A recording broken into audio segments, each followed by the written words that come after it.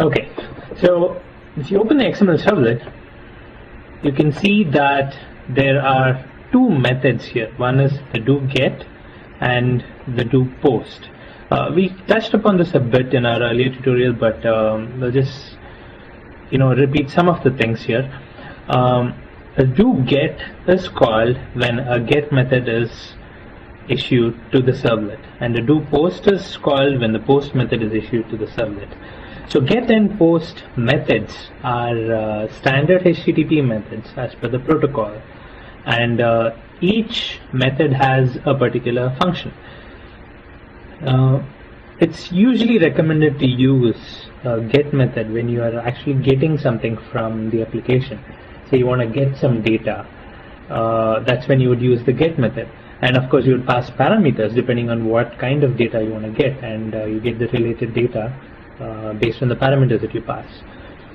The post method, on the other hand, is used when you want to post something, you want to submit something to the server, and the application has to later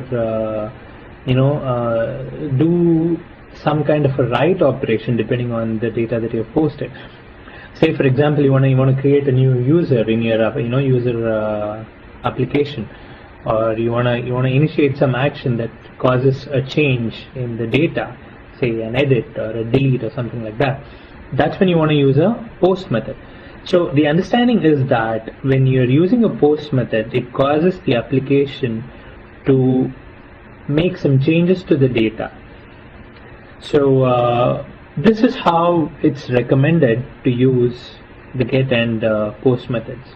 Now the question is, what if I use a get method to write some data, or use a post method to just retrieve data? So I'll tell you what happens there. So let me just run this project. We've already deployed it.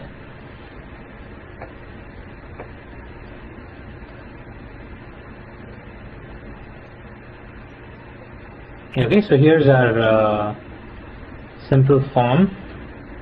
What I'll do is I'll try this on a browser.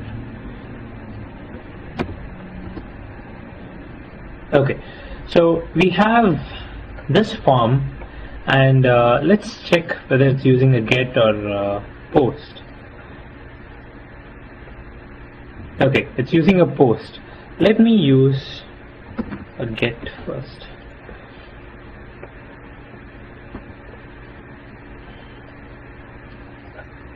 Okay, so I'll just type in some test values and say submit. So you can see that the values that I've submitted have come here as query parameters. We have already discussed this. Now what happens if I do a refresh?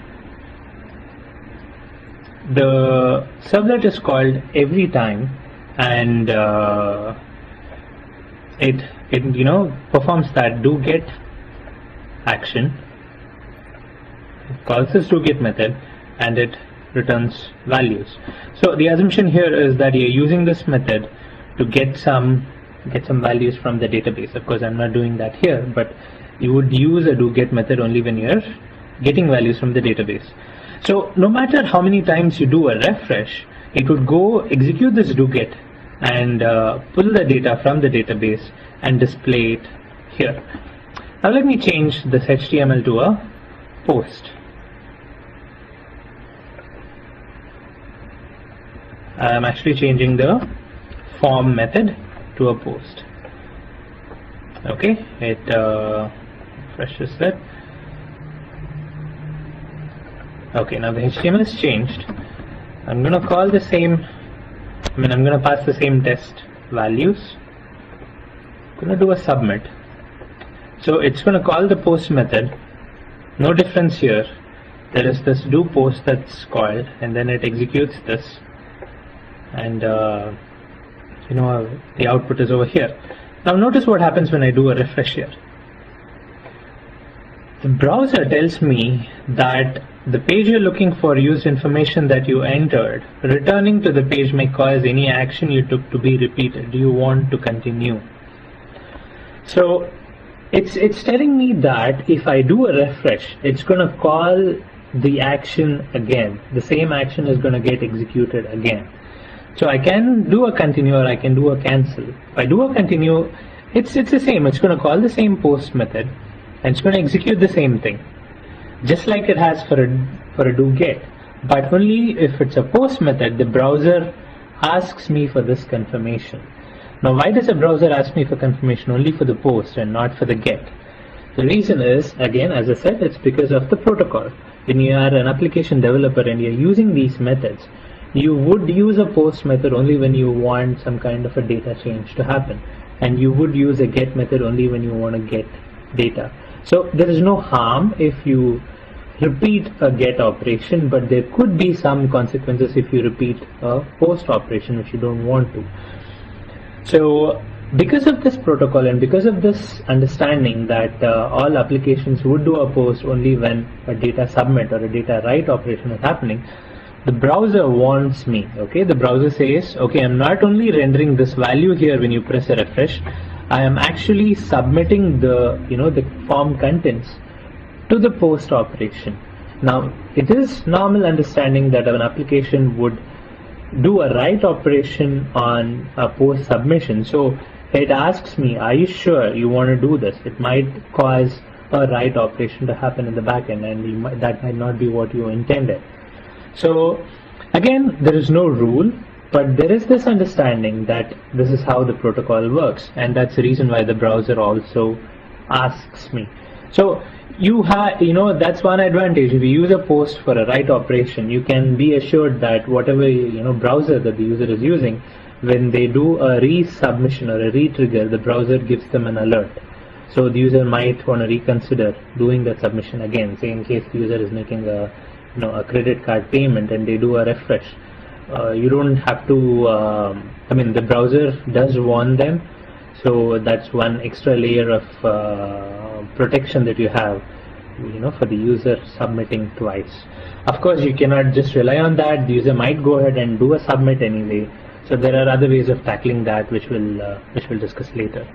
But so this is the main difference why you would want to choose a do get versus a do post. We also discussed a couple of other differences. One is that a get method has the parameters in the URL itself, whereas in the post method the parameters do not show up in the URL. So let's say you are submitting a login page, and if the login page uses a get method, then that would mean that your password, it ends up showing over here, so which is something that you don't want. So in that case, the post is an obvious choice. And of course, if you have too many parameters, then this ends up getting really lengthy. So in this case, we have only so many values here. If I do a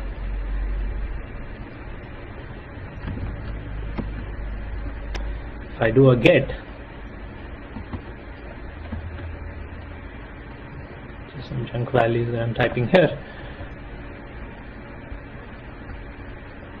If I do a get, you can see that URL becomes big, because all these parameters are going to end up over here. And if you're the submission, say I type a really big text here, the whole text is going to come up in the get.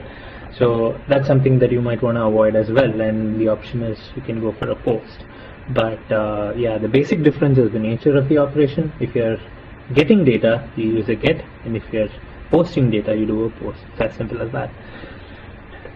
Okay, there are some other methods that you can use as well, depending on your requirement, because those are the methods that the HTTP protocol supports, apart from a do get and a do post. So in order to do that, we will have a look at this HTTP servlet. This is a class that we override when we write our servlet. Now we'll see why we need to override this. The best way to actually understand that is to have a look at the source code itself. So HTTP servlet is a part of the Java specification.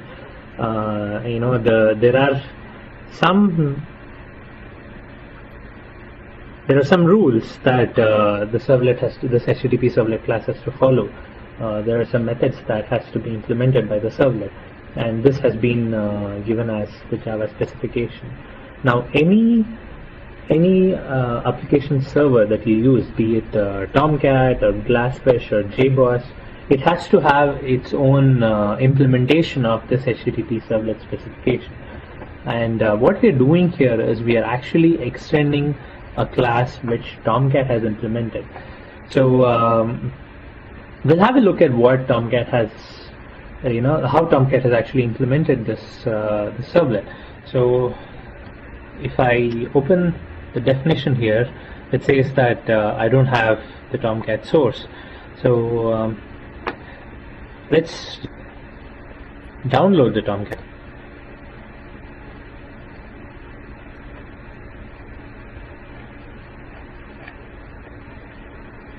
I have Tomcat 7, so I'll download the source Tomcat 7. You can see here are the source code distributions. We'll just download the zip. Now we'll have to extract this in a folder.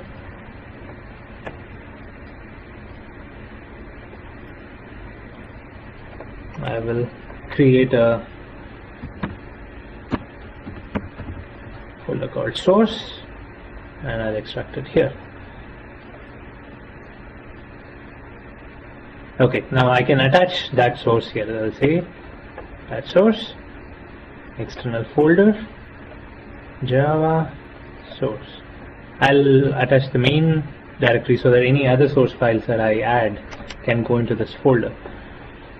And I'll say okay. Okay, now there you go. Eclipse has found this particular class and it has opened that up. So as I said, HTTP servlet class this is the code in Tomcat itself. When you download Tomcat, you actually are downloading an implementation of this class. So as you can see here, there are some methods that this HTTP servlet implements.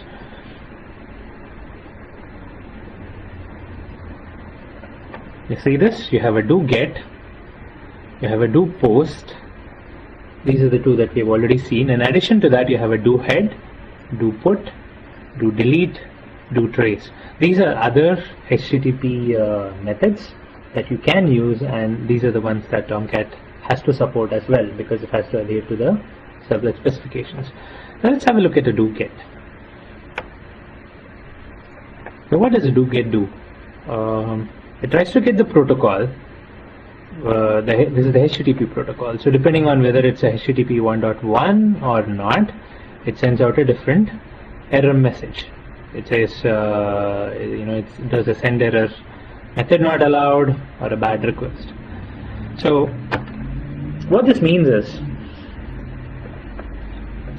this XML servlet is actually extending the HTTP servlet, the class that we saw here. So when a do get of this XML servlet is called, our method gets executed. Now what happens if I had not written this method and I called a do get for this XML servlet? That's when this code gets executed and a method not allowed or a bad request error message is logged. So you need to implement these methods depending on how you use it. So again, it's the same thing for a do post as well. So in case I had not implemented this do post, in case I had not written this code and I had called a do post method of this XML servlet, then by default the HTTP servlet's do post would have executed, and there would have been a corresponding error message for that also. Yeah, as you can see here, there's a not implemented error message. So that's all that Tomcat does. Tomcat says, hey, I'm going to give you this signature, which is a do get and a do post. You implement it in your servlet. If by chance you don't implement it in your servlet and I get a request, then I'm going to execute this method and I'm going to return a error message.